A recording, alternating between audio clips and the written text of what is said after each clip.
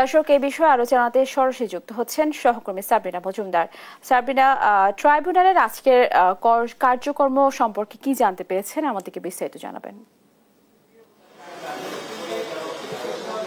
স্নেহা, একটি দীর্ঘ সাক্ষ্য গ্রহণ হলো এনসিপির আহ্বায়ক নাহিদ ইসলামের, এবং সেখানে তিনি জুলাই আগস্টের যে প্রেক্ষাপট, অর্থাৎ 16 জুলাই থেকে আসলে আজকের দিনে 16 জুলাই থেকে আসলে 5 আগস্ট পর্যন্ত সেই আন্দোলনে যারা নেতৃত্ব দিচ্ছিলেন তাদের সাথে আসলে কি কি হয়েছে সেই ঘটনাগুলোই আসলে পুনরাবৃত্তি করেছেন। এবং সেখানে আসলে বলেছেন যে এই যে পুরো 16 জুলাই থেকে আসলে 5 আগস্ট পর্যন্ত বিভিন্ন দিনে কিন্তু আসলে ডিজিএফআই নাহিদ ইসলামকে ধরে আসলে তাকে গুম করে রাখা, অপহরণ করে আসলে বিভিন্ন সমন্বয়কদের আসলে জীবিত না থাকার হুমকি দেওয়া হয় তাকে, যে বলা হয় আন্দোলন প্রত্যাহার করতে, না হলে হচ্ছে বিভিন্ন সমন্বয়কদের তারা মেরে ফেলবে, এরকমও হুমকি দেওয়া হয়। এবং পরবর্তীতে আসলে 4 আগস্ট তারা যেহেতু আন্দোলনের সময় যেহেতু এক দফাতে আন্দোলনে পরিণত হয়, তখন কিন্তু আসলে ডক্টর ইউনূসকে 4 আগস্ট আসলে সরকারের জন্য আসলে প্রস্তাব দেন। এবং পরবর্তীতে তিনি যেটি জানান যে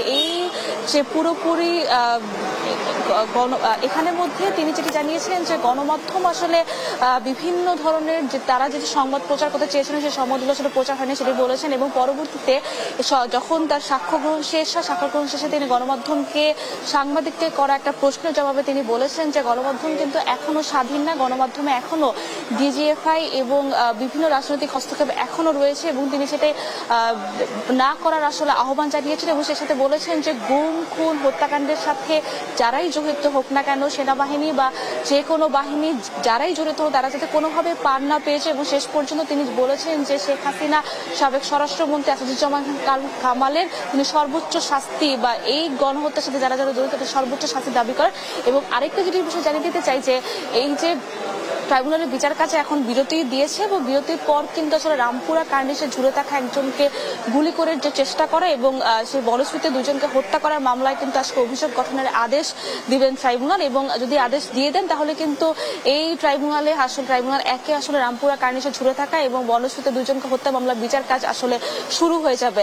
তো এখন পর্যন্ত আন্তর্জাতিক অপরাধ ট্রাইব্যুনালের সবশেষ খবর।